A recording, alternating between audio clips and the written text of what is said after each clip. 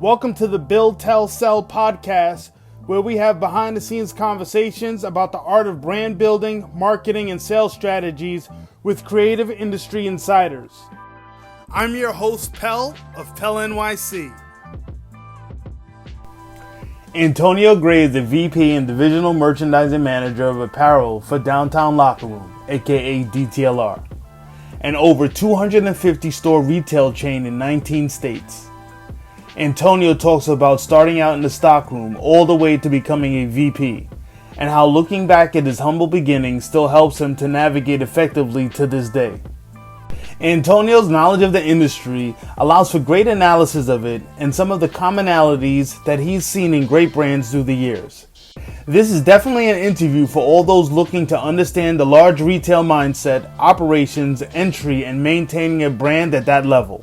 Antonio, thank you very much, for calling on redoing this prelude to the interview because of what's going on in the state of affairs with George Floyd, and condolences to his family and all of those who are suffering right now. The nation the world actually is feeling the pain of this, and it's like a powder keg. So please state your piece to the world, to everybody. You got a nice background going on back there. It's a good night, man. It's a good night. Yeah. First time it was kind of cloudy, but it looks like it's going to be special tonight, which I'm going to start there. It's like, if you take the time and look around, there's still signs of encouragement and beauty and life in the world. So, that's not front of mind during the day because there's a lot going on. But yeah, I think it's important that we all remember that. Right now, again, rest in peace to Mr. Floyd, and my condolences to his family and everybody that's been affected by a situation like this, because there's far too many that never make it to anybody's camera or anybody's television. And I think that's what we're seeing right now. The frustration is not just because of one thing or one person. This is frustration because this has been happening for a very long time. As a Black man, I felt microaggressions and then some overt aggressions from time to time, and from law enforcement, that is. And so I get it. And when this was happening in Baltimore with Freddie Gray, all of the unrest and everything, I was out there, was photographed out there, and I was standing with those who wanted to see justice. And so from one perspective, I understand it, but I think right now, everything is always amplified through social media, and we're seeing right now, we're seeing a blend. And that's what's frustrating for me. Is I wish everybody had a common cause that they were working towards, and I wish that common cause was justice, but there's opportunism out here. There's people taking advantage of the situation, and there's people falling for the bait. It's like you see these videos of, why are they leaving these bricks, or why are they doing this and that? It's like, with anything, when I saw that video, I felt pain, like legitimate pain. Mm-hmm. And then I think after the pain, you start to feel the anger. But even with anger and with pain and with protest, there's got to be discipline. And, and it's a little frustrating to see things happen without discipline, because ultimately we all want to see, and I speak for myself, but I also speak for the companies that I work for. We want to see equality and we want to see justice. But in my opinion, you need leadership and you need discipline to truly come away with what you want from this, and and what's going to ultimately heal us as a community. And with lack of focus and with just speeding in the wrong direction and not necessarily moving in the correct direction, I think the most unfortunate part about this is not just that there's loss and there's retail loss and things like that. And those are real things, and those affect people. There's, as stores are closed, not just our stores, anybody's stores are closed because they were looted, then that's somebody who can't go to work the next day. And, and those people, at least in our stores, they're from the community. And so you're taking revenue opportunity out of the community. Yeah. And if I thought And if I thought that was going to help get justice, then it would be different. Unfortunately, I think that's an alibi for those who don't want to support something. So it's frustrating, but again, I understand it because I've lived it. I've seen my city burn, and I've seen things that in 5 years have not come back from my city burning. And I feel like it's a little bit different now, but unfortunately, the issues are the same. And I think with the right leadership, there can be progress, but it has to be with discipline, and it can't just be everybody acting off emotions because that never works. Yeah, I concur. Unfortunately, it has gotten to this point. I mean, you know, I was talking to a mutual friend of ours, Ralph, and I was telling him we've been kumbayaing since 1931. That's when that song came out. And we have tried to have peaceful protests several different times. Beyond that, Martin Luther King, Kaepernick, getting sprayed, having peaceful protests, being denounced for standing on our knee in peaceful protests. And I think that we're at a place where some people got frustrated and they swung. I understand that. And I just feel like wait, hold on. I don't think that that's a reason for you to destroy the city, though. I don't think that's no a doubt. reason for you to go and pillage. You know what your neighborhood store is, and at the end of the day, like people are hurting for. It's also an economic thing, right? People are hurting for money. No doubt. But a pair of sneakers is not. That ain't it. Like if you're going and if you was just taking food or something like that, that's a different conversation. But you trying to go get some Yeezys, that ain't it. Exactly. And again, if I thought that would bring justice, it'd be one thing. It's like It's okay to have anger, but it's misdirected. There's plenty of Black-owned businesses and friends of mine that I've talked to that have been looted in this situation. It's like you can't tell me that that's for in the honor of George Floyd. Yeah, some of them stores ain't coming back. Some of them stores may not come back. Exactly. Insurance or not, they may not come. They may not come back because they're like, "Yo, I'm good on this," or the amount of time, or the debt that they've accrued from the COVID. All in all, I think that we need to rebuild. I don't want us to forget the initial message that brought us here, which is George Floyd, a gentleman who had a family. He's somebody's son. He's somebody's brother. He's a father, and he passed away, unfortunately, from a crime that was a nonviolent crime. Exactly. It was an unnecessary crime.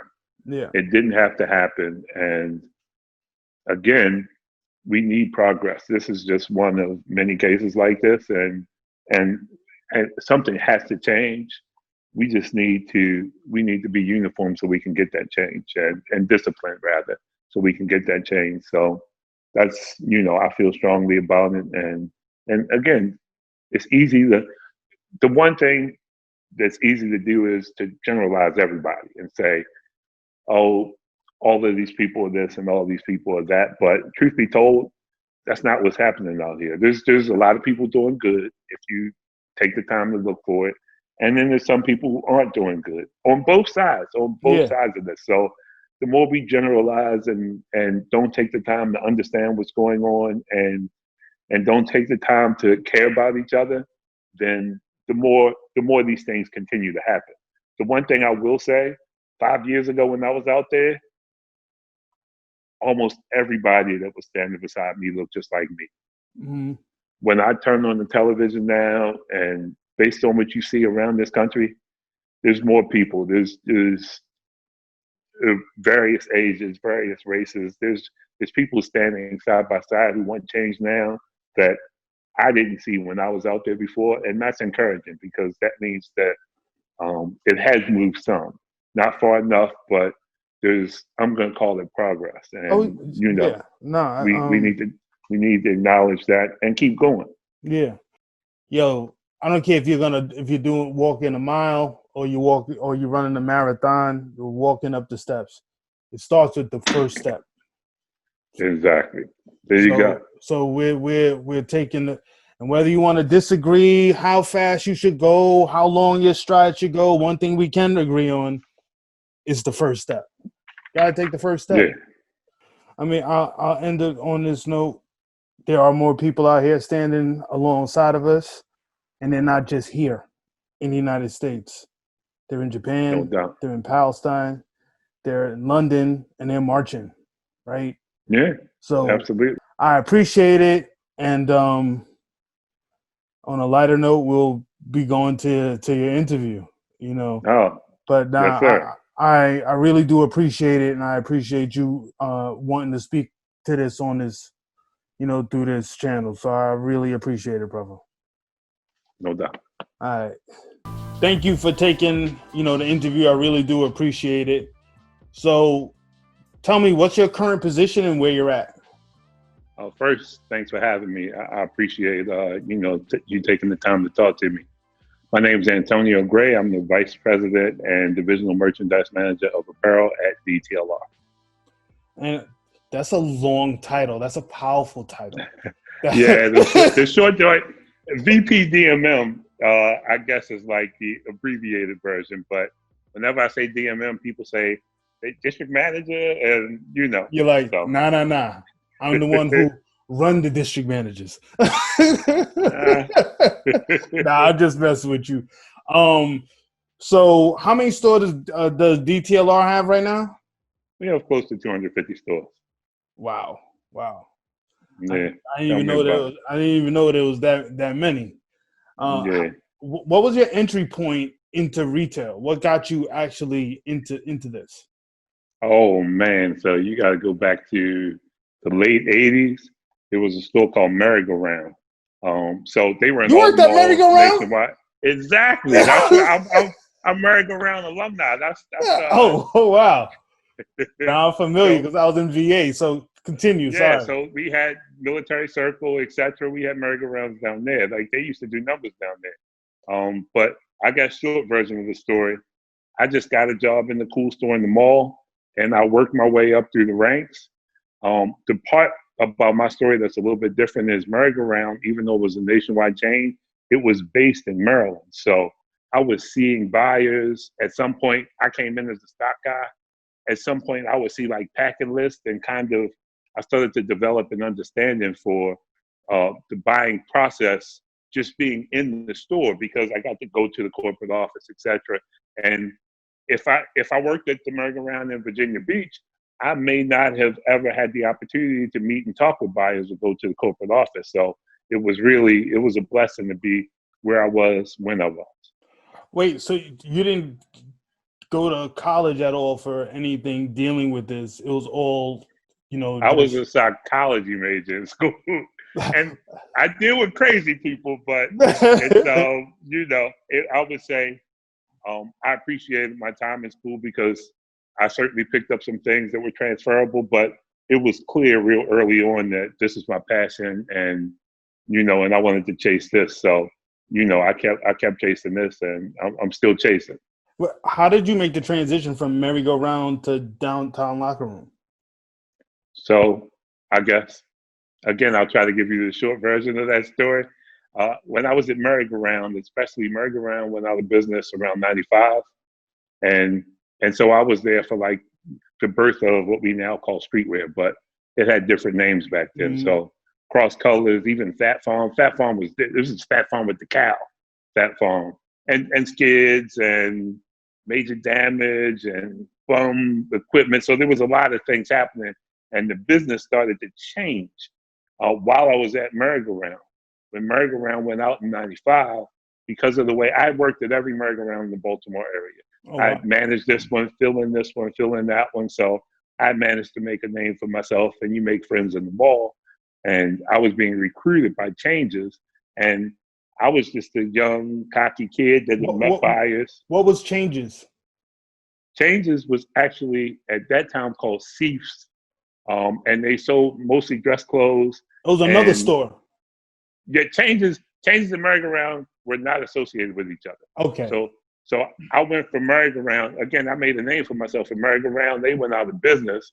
I was selling cars, doing a couple other things, and Changes was recruiting me. And I just had the confidence to say to him, I don't necessarily want to be a store manager. Like, I want to be a buyer. And they kind of said, sure, we'll let you be a buyer, but we're going to let you buy from this store. And so I had a store location. And at the time, there were, I would call them DCT's brands. It's funny because at some level, I look at Ron Perry as NRP55 Ron Perry as being one of the DCT's guys, although he wasn't necessarily part of that network at the time. What's a DTC? I'm saying DC, like District of Columbia t-shirt brands. Yeah. So there was brands like Madness, Madness, We Are One, all of those brands. So my first buying experience was literally getting in the car. Again, I'm in Baltimore, Changes home office in downtown Baltimore, and I would drive to DC and load up the trunk with these shirts, those shirts. So that was really my first buying experience, was just driving and getting them. It happens to be, they were all hot. Like, I would go to Rugged Wear. My open to buy was how much space I had in my car. Wow. Because I was literally loading it up, taking it back to the warehouse, and then we would, today I would call it allocate, but we would literally divvy it up and, and hand allocate it to the dozen stores that Changes had at the time. So that was my first experience buying. Wow. I mean, that was a great time coming out with something, period, because you could come out with just a t-shirt brand, you could rock.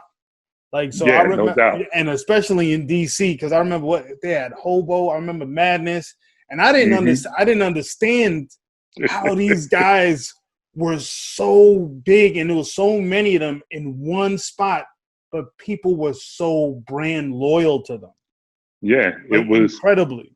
It was, and that's always been the case. It's like when jerseys were hot, and that's years later, everybody wants to rep their city. Well, DC was at that early. They supported their own brands, and again, our stores were in Baltimore, but it was an extension of that same feeling. It was local, it was Black owned, and it was good contrast to, in the stores at this time, there was brands like Tommy Jeans and Calvin Klein, and Guess was hot at merry-go-round, but Guess was still around. And so you had these, what I'll call department store brands, and then you had these other brands that were just completely raw. And I was completely raw myself, but I was in the perfect place, and it was the perfect opportunity to take advantage of that. Yeah. No doubt. So at Changes, then did Changes become DTLR? No, completely different companies. So I would say my Changes years from 96 to the early 2000s, that was where the business really evolved. And that was when I would call it like the golden age of what we now call streetwear. So, that was when FUBU really had a run, and Mecca really had a run, and Maurice Malone really had, and so on and so forth. So all of that happened, and I really got to, through the blessing of being in a place where I could learn, I really got to hone my craft as a buyer at Changes. I came over to DTLR in, I think it was 2004, something like that. Like January of 2004 is when I first joined DTLR, completely separate company. Oh, wow. And then you just, same thing, moved up the ranks while you was there. Okay. So let me ask you, what do you feel is the definition of a good brand? That's interesting. I would say my definition of a good brand is a brand that brings something new to the marketplace. And the brand that can sustain that, because I feel like it's easy to bring one new idea. It's significantly more difficult to sustain that. Oh yeah. You could come out with the hot t-shirt, but can you come out with the hot line? And then can you come out with the next hot season? Exactly. And I like to use the parallel of music, because there's a lot of connectivity between the two. And you can have that one hit single. And I'm gonna even take it a step further. You could have that local underground single, but the question is, can it get radio rotation, which is what I would compare to being in a store like ours, where you have to compete with everything else that's on the radio. That means big brands or big artists and small brands, etc. So it's like, can you make that bridge? And then after you had that first hit, can you come back with another hit? Again, it's easier said than done. I don't envy anybody who has to go through that process. And now it's like every 30 days you have to reinvent the wheel. Yeah, it's a new album. You know, every time is a new album. Yeah, it's you know, nah. So, not easy. How would you describe the personal brand of Antonio? I would say my brand is more about my personality. So I like to stay humble at all times. So my wardrobe usually reflects that. I don't want to wear a lot of branding, and I don't necessarily want to be noticed. But because I've been in this business my whole life, I certainly have an appreciation for nicer things. And, you know, but it's going to be quiet money if I'm going to do it. Like, you know, I like something nice, and nobody else needs to know it's nice. And so I would say that quality that I like in garment is the same quality that I like to have in my relationships. Like, you know, I'm not going to be the loudest person in the room, but I like to make a connection with people that's genuine. And over the years, people come, go, they go from this brand and that brand, but I stay solid because I've been here long enough to see how this is going to go. Like you're wearing the black T-shirt. Normally, I'm a black T-shirt guy. Like that was the thing back then. It's the thing now, and it will be the thing in the future. And from my perspective, that's how I want my relationships to be. I feel you. Also, it's kind of tough probably when you're in a marketplace and why aren't you wearing my thing, but you're wearing this person's thing. It's like, it's like the politics of the game. Like sometimes it's just like, yo, I'm going to stay neutral. You know what? I hadn't thought about it like that. It's, I do try to support a lot of people, and especially if they're doing something creative, I'm inclined to support it, but my support might be different. I might buy something and give it to my daughter who's 21. True, indeed, true. You know, or I've got a lot of homeboys that, you know, whenever I'm switching seasons, you know, I make the call and it's boxes, it's sneakers, it's clothes, etc. And a lot of times it's got tags. It's like, why did I buy that? And it might have been a relationship, or and even if it's not a personal relationship, it might have been somebody or something I wanted to support. Yeah. That's important. And I mean, I salute you on that one, because not a lot of people would do that. And regardless about where you may be financially, that's also a mindset thing to want to without a doubt, to be able to support people. So what are some common missteps that you've seen in developing brands? I'll say the first, and I feel like most people wouldn't say this, but this is the first thing. Brands have to be able to survive their own success. That's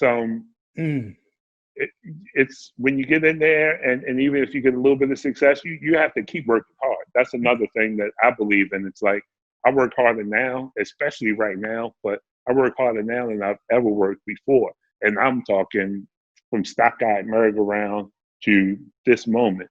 And so for brands, it's, again, you have to be creative. I think you have to bring something that's not in the marketplace right now. So that's important, but you got to keep working hard, and you got to keep trying to, you know, innovate the same way you did to get in the space that you're in right now.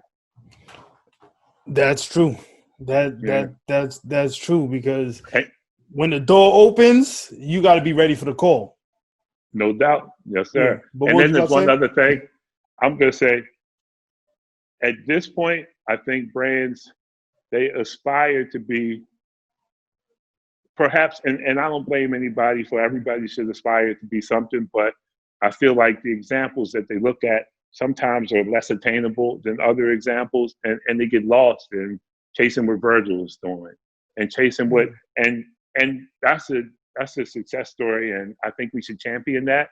But I also know that there's plenty of other successes out here, and there's plenty of other ways to, you know, to enter this fashion business without necessarily chasing that model. And, you know, I feel like sometimes, again, that's one of those, you have to have the right mentality going into this. Are you in it for the product? Are you in it to have a successful business, or are you just in this for status? And are you chasing behind the status that you see somebody else with. And I feel like that's a hard lesson to learn for some folks. It definitely is, because if you don't have the tools to get there or understand the mechanisms that are needed for you to get there, you could definitely get lost and you could lose a lot of money. Oh, no doubt. Because with that, it also comes, you got to build your brand, and you got to market it. Then you got to also understand the activation of sales and have a relationship with retailers. Like all of that stuff, those are like little arts, Yeah, no that doubt. I feel that they need to understand. So and I didn't know that you like went from stock boy all the way up to VP. Like, so all the channels. Because I Yeah. remember seeing you in Vegas, and I knew that you was buying, right? You So know what?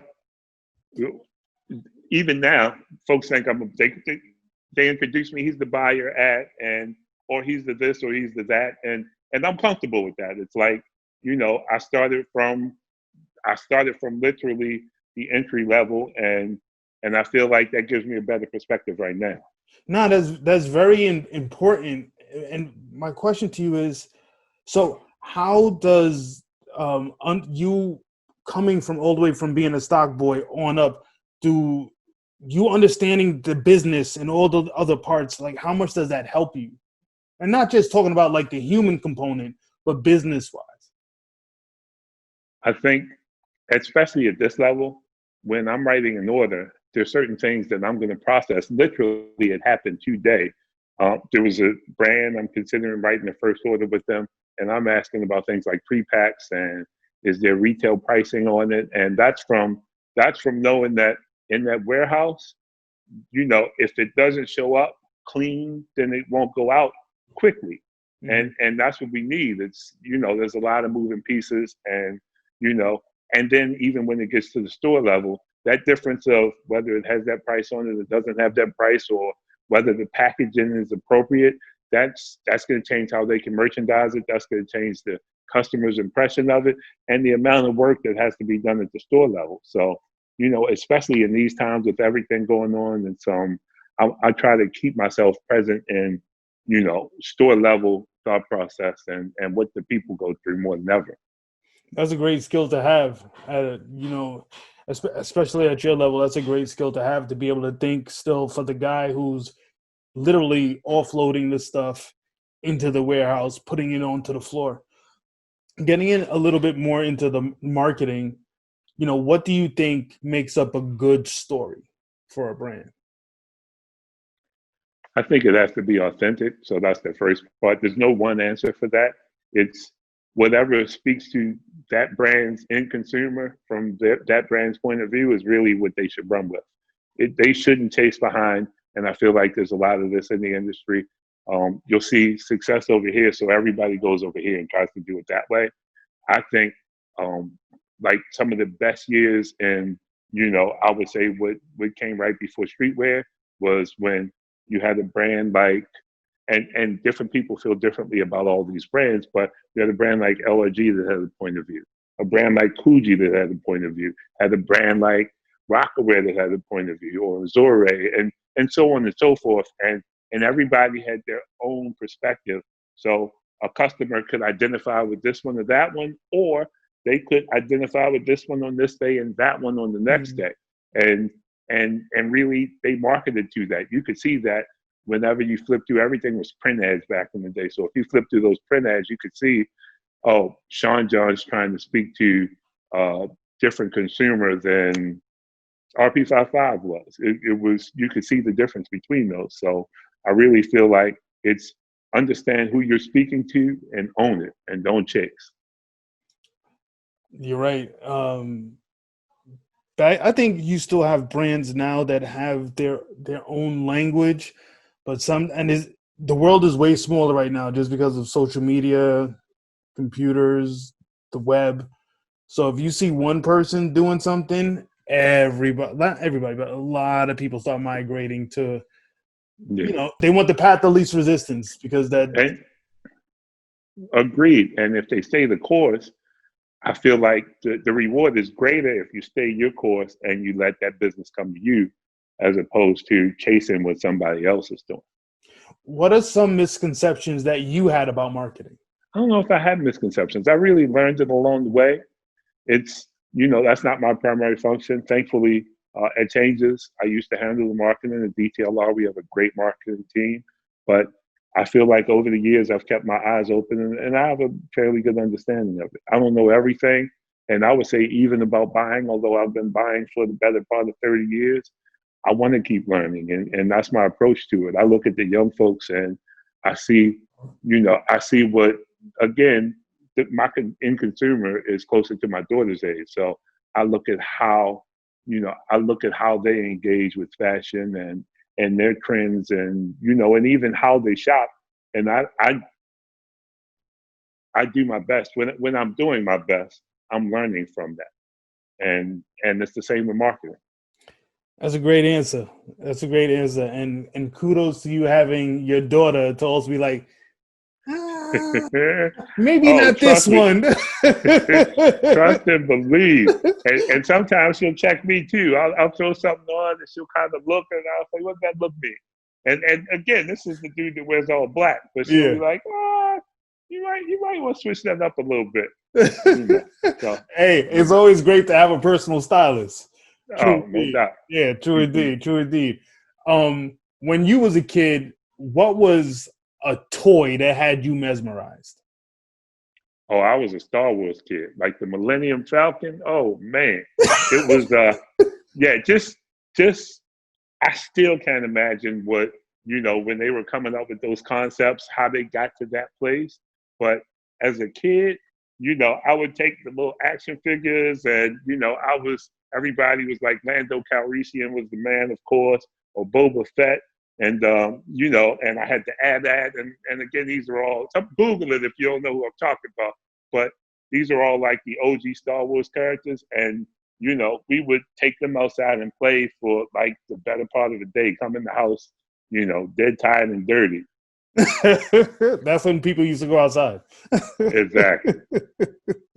How important do you think that the influence of Instagram is on y'all building your brand? Well, it's the new marketing. It's, again, there used to be print ads back in the day, this magazine, that magazine, but there's a couple of things. The cadence is completely different than it used to be back in the day, without a doubt. And and the exposure is completely different. So, Instagram is in a lot of ways our first voice to our consumers. You know, we can make the case that it's the website or even when they walk into a store, but I feel like now, and I'm gonna go left real quick. It used to be back in the day when you came into the mall, and this was definitely merry-go-round, but even changes, the first impression of everything, what you wanted to wear, of any store, was just walking around that mall. And again, that's what made me want to work at merry-go-round. Mm-hmm. But if you fast forward to now, customers are making their buying decisions from their phone, and in a sense, we might have a chance to maybe give them a little bit more than what they wanted, but they really make the decision making, and the buying process is definitely made within their phone, within an app like Instagram, etc., long before they get to the store now. Yeah, everything is visual. Everything. Oh, without a doubt. Yeah. All interactions, everything. That little black mirror is the entry point to the world. Like straight up. And when done right, it gives us a chance to better tell our story. And that's what we strive to do, is to make sure that when we speak to our consumers, that we're speaking in the way. First off, we always speak directly to our consumers. I feel like you have to own who you are. We understand who we are in the marketplace, and we speak directly to our consumers. And in that, when we're at our best, we're telling great stories. That was a good one. That was a good one. That was a good one. How important is Instagram for you for researching new brands? I would say it's important, but probably not as important as it is to some other people. It's great because there's access, and I can see what virtually everybody is doing right away. I don't need to necessarily go to a fashion show or a showroom, but I feel like that crutch can make a good retailer If they change that good retailer into a lazy retailer, then it'll hurt their end result. For me, my gut still tells me I'm gonna tell another story. Mondawmin Mall is a mall here in Baltimore. I used to buy for change, I used to sit on a bench and just watch people walk around, like walk into our store, go this way, that way. And so it was people watching, but I could really spot trends like that. I still do that today. I don't necessarily sit on that bench isn't there in Mondawmin, but I still, whenever I'm in the marketplace in whichever city I'm in, and we're in 19 states and DC, so whenever I'm in any of those marketplaces, it's keeping my eyes open is more important to me than anything I can find on the app, because our customers don't necessarily chase all of what's trendy in, I would say, in the regular world of streetwear. We have a different language, and there's brands and items and and idiosyncrasies of our marketplace that make us unique. So that's always more important for me. Yeah, I think I do that at West Fourth up here by NYU. Mm-hmm. When it's warm, you just sit there and just watch people go to and fro and guess their stories, and also like check out how they're wearing XYZ, because that's the real world. Yeah. Right? It's like when you look at Instagram, a lot of things are, put together, homogenized, but when somebody takes it home, you get their style. And if you see enough of that, then you definitely get an idea from that of what's going on. No doubt. When a young brand is trying to come into your store, like how they don't go to all 250 stores. How does it usually work on entry? Dealing with a big retailer. I would say it's different every day, and literally every day, especially when all the stores are open. I'm getting email over here, call over there, or it's coming through the buyers a lot of the time because somebody came to a store, they know somebody, etc. with the brand. I would say I'll speak to the best ways. It's best when, if you have an independent brand and you start to build a following somewhere, then in those cases, usually it's a manager or a district manager or a regional manager saying, hey, this brand is making noise right here. I think we can sell this. And so it's not just them calling us. In those cases, it's one of us calling them. Mm-hmm. And I would say more than anything, there's a lot of sameness in the marketplace, and it literally has to be hot enough to take the spot of something else in the stores. It's like, that's most important. If I see something that's different and unique, and let's just say they don't have UPC barcodes, we can figure that out. Like, there's a process we have in place to support them with that. Or if they've never delivered a clean garment, poly bag, whatever, we can figure those things out. But if the product is special, and especially if they've already started to tell their story, whether it's through social media or actually on the ground, then they're most of the way there. That's what we need. How many new brand emails do y'all usually get? I have an idea, but how many do y'all usually get a day? Multiple emails every single day, including weekends, evenings. There's different time zones, but it's usually 2 or 3 a day, which doesn't sound like a lot, but it adds up, especially if you're traveling and you're moving around and you get there and you got 20 emails. And so, but I will say this, every email that I get, I review. And here's the one thing that I wish I could say to them, but rarely can I say it to them and they actually hear me. Sometimes that advice in that conversation could be more valuable than, say, a test order if the test order doesn't work. Yes. Yeah. So I feel like a lot of times, if you're talking to a brand, especially if it's a smaller brand, then let's just say that they're personally invested, they're emotionally invested into this brand. So they're looking for an order. And I could be giving them the pathway to a future order. They can't hear that because all they hear is, I'm not getting an order right now. And sometimes it's like those conversations can go a lot further than a test order if that test order is not successful. What's some sales advice that you would give to a brand that wanted to enter the market right now?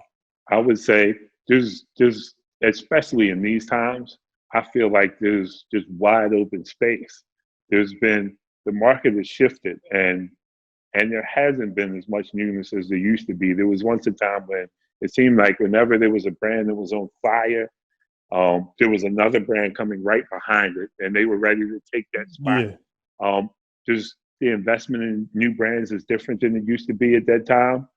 So you don't necessarily see the big brands like that, but there's still big opportunities out there. So I'd say, come with it. Like, be aggressive, be bold, and, and again, own your perspective. And I feel like there's customers out there.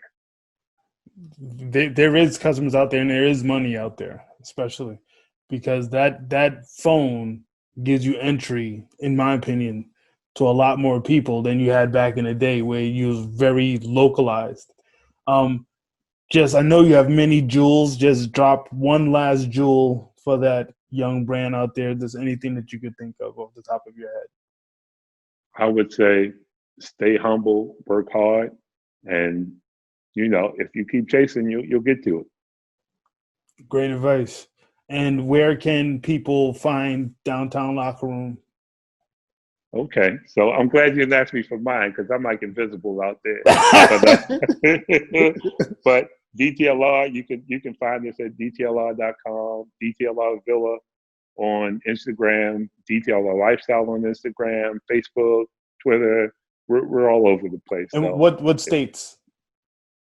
We are, I guess I'll give you the short version, from New York down to Florida, and we're in Texas, and we go as far west as Detroit, Chicago, somewhere in there. I didn't know y'all was in New York. Yeah, well, we're not necessarily in the city of New York, but we have Palisades Mall. Okay. Like we're in New York, yeah. Yeah, that's good. I didn't even know that. All right, my brother. Well, I really do appreciate the time that you've given us, and you definitely dropped some jewels.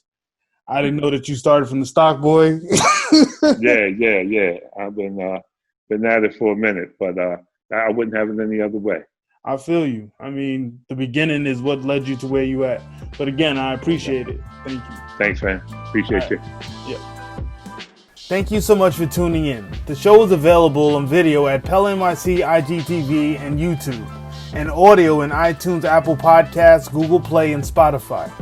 Please subscribe to the show, and if you feel so inclined, leave us a 5-star rating, and please leave a comment for your thoughts on this episode's insights and ideas. And most importantly, please enjoy life nurturing your creativity.